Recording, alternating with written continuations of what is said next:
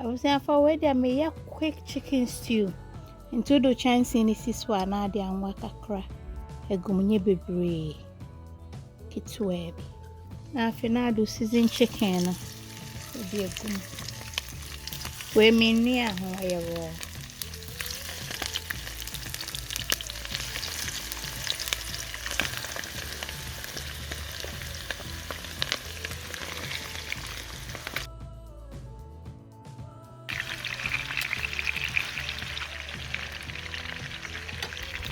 me di be good stew the minti na menchi mini bebre. E fe na kono. Ne fiano.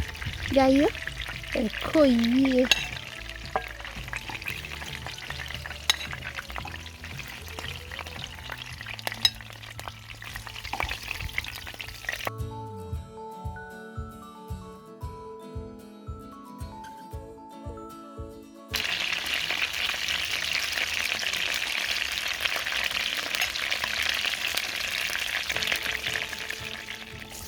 If I would any gum, my blended Adwoa na afra me meko ni me herbs.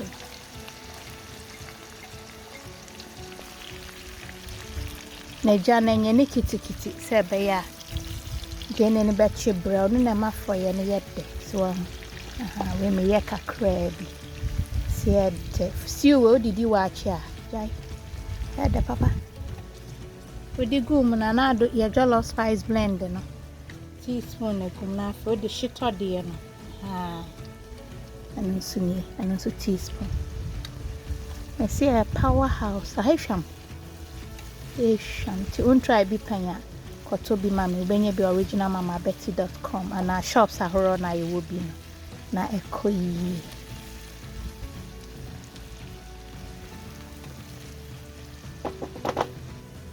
I was young for she chicken. Na we dey make trama dey name mo abene dey. So one where we ever call. Ye be mame, wate, wa duane a. Ekoye.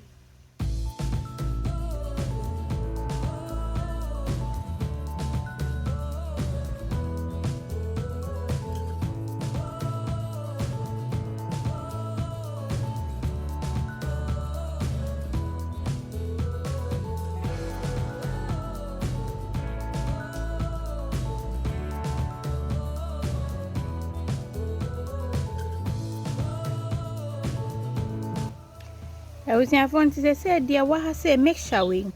Red bell pepper fan, and a parsley no a dozen, and I may war thyme kakra, the war oregano kakra, and I may war a gin so, maybe be calm, so and I'm a blending a fine and no make to taste. And I'm say, sham one casa, try mammy, but Melly seen your many nego description box in mama. Yet was. Ya fena di ni nyina gum na wato bo ase achim na garlic nsu wo mani akakaduro me fa garlic 7 na akakaduro be kokro motimi enu ehwam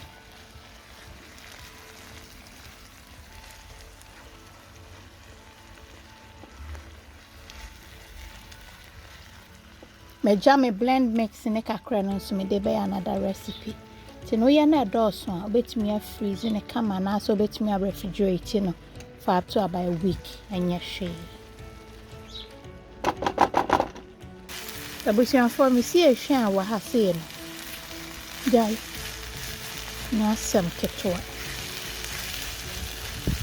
teacher so anwa ne de so hwe ya me fa anwa de na so nye bebre e be settle wani to me and mame and I want me using see cooking olive oil no and on me using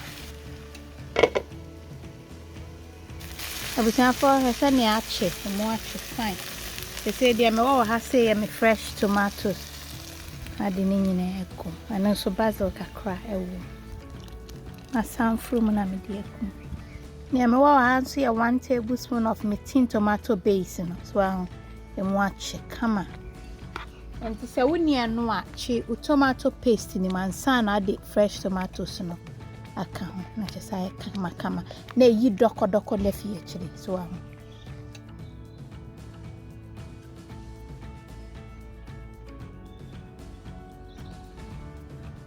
na for the salt to taste kakra yego baby edu de obekata so I say ni otutu no na emu abene fine na for the chicken aka I'm seeing him there you ebe kan hwe amam me kata so na egu kama ebeto aso awusiafo ye froye na ho aye brewi anwa na eseto no nse safe na do chicken no eba begum na ono nso akoka hello to froye no so ati asi na kuyi safe na mi belo no kra eda number 1 ewo kuka na mi yisu no fani nyina aka titwebi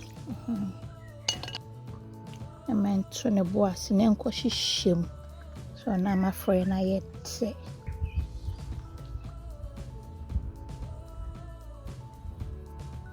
enti sa wo ya froy na anwane no so bebre a emu bene no de ebema anwana ba ni titue bi a wayisu bia no eye wallo no kra bo hu sanwane nyina ebe separate na ba ni na no so wompa na wasa so na henchen no bibi e kama timi gesi sunafi ma be yi dondo no ho akira froye na ne ho akono senira ye bi mame ye to aso abusiafo ni e froye ye ni o hwe aye kama na me se eda ne de ese wanu mu ankasa timpacho ye bi mame why wei ene wachi pa wo ho anye easy tie bi mame nyame adoma e besen hia I love you all God bless mwah